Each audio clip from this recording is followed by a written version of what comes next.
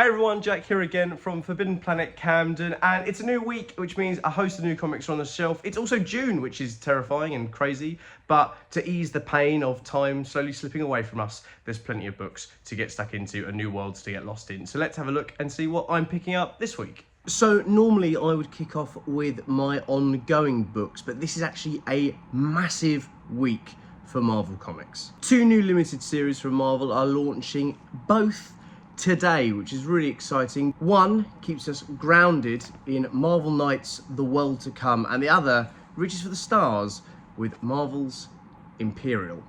Now, we'll start with The World to Come. Marvel Knights launched in 1998, which was a little while ago, before I was born. Sorry. The World to Come is a relaunch of sorts, I think, of Marvel Knights. I'm not entirely sure where this series is pitched in the current ongoing Marvel books.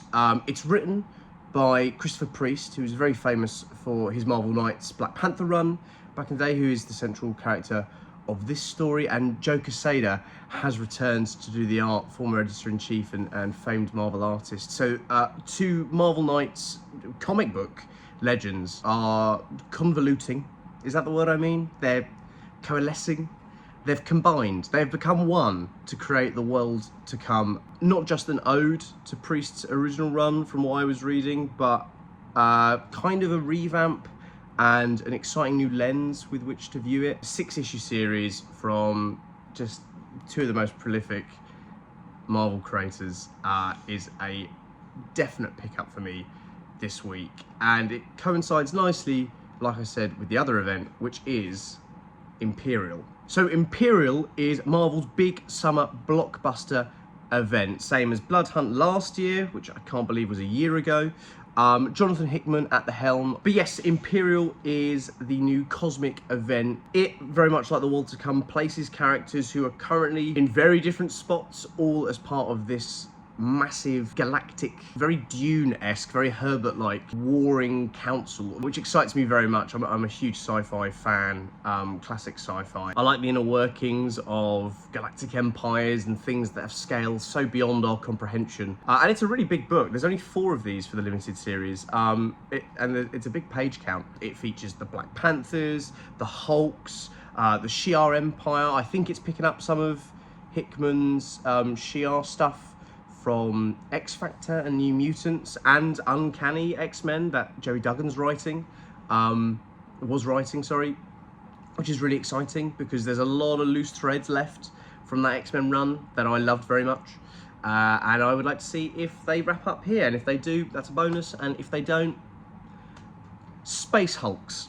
Not too many in the way of ongoing books this week. I have The Amazing Spider-Man issue 5. I'm still really enjoying the series. I think it's a lot of fun. It's a bit divisive. It's a little divisive between Spidey fans, which is brilliant. I love the conversations around Spider-Man. We all have such entrenched feelings and love towards the character, towards Peter Parker, towards the characters around him. Like I said in the last time we had an ASM issue, I'm really enjoying some of the sort of flashbacks we're getting, the unawareness if those flashbacks are real and accurate. It's a big part of the story. I really urge you to pick it up and give it a go yourself. So I'm enjoying seeing what makes people tick and what parts of the story they're liking. I'm still a huge fan of it, and it will be staying on my pull list. And this Joelle Jones Black Cat Spidey cover is just really nice. And then we also have Solomon Kane The Serpent Ring issue 3. This was a recommendation. I think this is such a dark, gritty story adjacent to the other Titan books like Conan. I think it fits into that world so effortlessly. And like I said, apart from that movie that I loved so much from back in the day, 2009 Solomon Kane film, it's not a character I'm immensely familiar with. So it's always really enjoyable to get led into a world I don't know a lot about and discover things. I'm sure there's loads in here, loads of Easter eggs for fans of previous books and the source material. But yeah, it's a great way for me to explore new worlds, and I'm always keen on picking up recommendations, and it's staying on my pull list. Now, onto some trades, on some trade paperbacks. A really exciting set of reprints this week, which is really cool. Kicking off with Spider-Man Legends of the Spider Clan. Now, this is from Marvel's Mangaverse, which was such a great imprint, reinventions and retellings of classic Marvel characters in an ode to manga and to the Japanese style, and gave us some of the coolest versions of the Marvel characters we've ever been lucky enough to see. And Spider-Man is no different. This series, there's 2 series in this book, which is great. You get the original Kerry Andrews series, and then you get the C.B. Cebulski series with art from Scotty Young. So 3 fantastic names in the world of comics, 3 big champions for Japanese art, C.B. Cebulski especially, when he was writing under his pseudonym. But yeah, it's a great book. It's a champion for Japanese work in the West in the early 2000s. But yes, just part of a wonderful imprint that helped bring more awareness to the West of these incredible Japanese creators. Even though there aren't any in this series, it's just such a love letter to all those manga and anime that are such foundations of Western comics, even if you don't realize it, how important they are and integral to the creators and to the style of the comics that we get to read off the shelf every week. So yeah, if you're a fan of manga, if you're a fan of Spider-Man, if you're a fan of comics, this is definitely one to pick up. Another set of chunky reprints from something a lot more recent. This is the entirety of Philip Kennedy Johnson's Alien run. So when Disney bought 20th Century Fox, they acquired the rights to Alien, and pretty instantly Marvel commissioned a series of new Alien comics. Johnson is such a huge fan of the Alien franchise, and it shows throughout all of the work in this collection. His passion for telling new stories in this world. His work in this book touches every corner of the Alien universe and is such a wonderful addition to the lore of the Alien franchise, written from a fan to the fans. And if you love Alien as much as I do, you know there is no turning your nose up at new stories from people who love the source material and who like to play around in this incredible sandbox that Ridley Scott created all those years ago. So yeah, this is definitely one for the fans. I urge you to pick yourself up a copy. There's 18 comics in here and an annual. It's massive. There is so much material to get stuck into. So yeah, a brilliant pickup.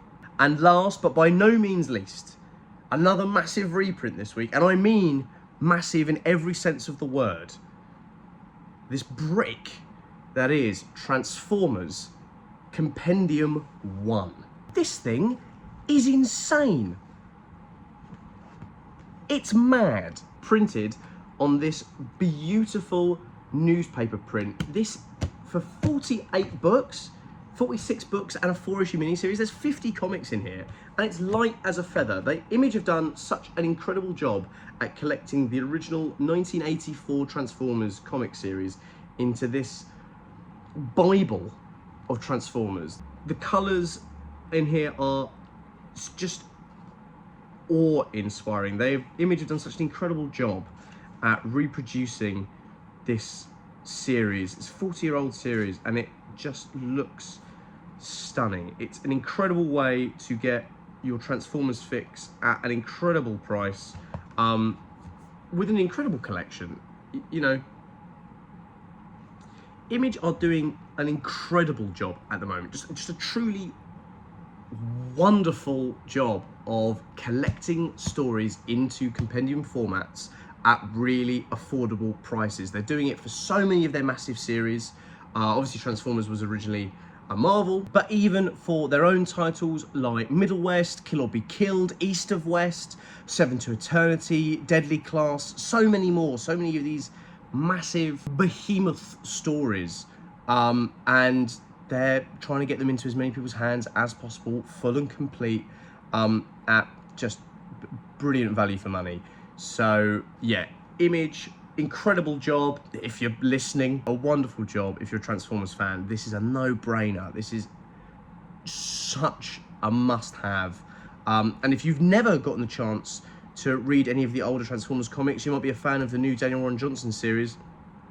there is no way you won't enjoy some of the classic 1980s Transformers books. So definitely grab yourself a copy, build a house with them, because what a wonderful house that would be. And yeah, that's everything this week. A nice light week full of really heavy reading. A lot of chunky books out this week, chunky singles, chunky trade paperbacks, which is great. It means there's a lot to get stuck into over the summer. It's gearing up to be a massive summer of comics, as it always is, but something tells me that we are in for a real treat. As always, thank you so much for listening, and I'll see you next week for another load of new comics on New Comic Book Day. Thanks very much. If you're enjoying watching Forbidden Planet TV and you're enjoying watching us talk to the world's most interesting and accomplished filmmakers, authors, artists, musicians, creators, subscribe right here. See you soon.